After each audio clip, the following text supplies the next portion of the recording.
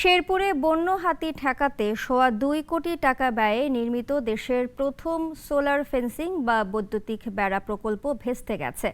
বন বিভাগের অসাধু কর্মকর্তাদের লুটপাটে নষ্ট হয়ে পড়ে আছে যন্ত্রপাতি। নিম্নমানের কাজে লোপাট হয়েছে টাকা।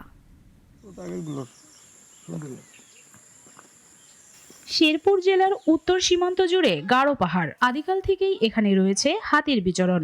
সময়ের সাথে হাতি চলাচলের জায়গায় গড়ে উঠেছে বাড়িঘর, ফলে তারা চলে আসে লোকালয়ে। শ্রীবরদী, জিনাইগাতি ও নালিতাবাড়িতে হাতি মানুষের দ্বন্দ্বের গল্প অনেক পুরনো। এ দ্বন্দ্বে মৃত্যু আর ক্ষয়ক্ষতি বন্ধের দাবিও বহুদিনের। অভিযোগ আছে, এ দাবিকে পুঁজি করে লুটপাটের প্রকল্প নেয় বন বিভাগ। পাইলট প্রকল্প হিসেবে 2017-18 অর্থ বছরে 1,25,00,000 টাকা ব্যয়ে 11 কিলোমিটার সোলার ফেন্সিং লাইন নির্মাণ করে, কিন্তু নিম্নমানের কাজ আর রক্ষণাবেক্ষণের অভাবে নষ্ট হয়ে যায় সবকিছু। এই সরকারি সোলার ফেন্সিং যে বানাইছে আমাদের কোনো কাজে লাগে না। এখন সরকারে পর্যাপ্ত পরিমাণে টাকা দিচ্ছে কাজটা করার জন্য, কিন্তু সঠিকভাবে কাজটা করে নাই। হাতি ও মানুষের দীর্ঘদিনের দ্বন্দ্ব নিরসনে স্থায়ী সমাধান চান পাহাড়ে বসবাসকারী ক্ষুদ্র নৃগোষ্ঠীর বাসিন্দারা।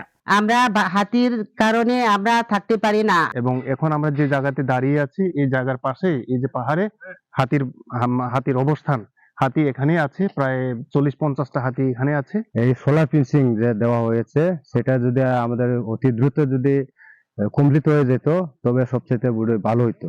বিষয়টি খতিয়ে দেখা হচ্ছে বলে জানালেন বন বিভাগের এই কর্মকর্তা।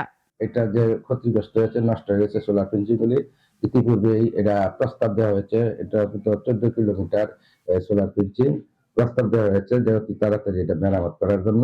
প্রতি বছর হাতি মানুষের দ্বন্দ্বে সমান তালে মারা পড়ছে মানুষ ও হাতি। এতে গত 10 বছরে মারা পড়েছে 30টি হাতি, আর মানুষ মারা পড়েছে 35 জন। প্রিয়াঙ্কা সেন, নাগরিক।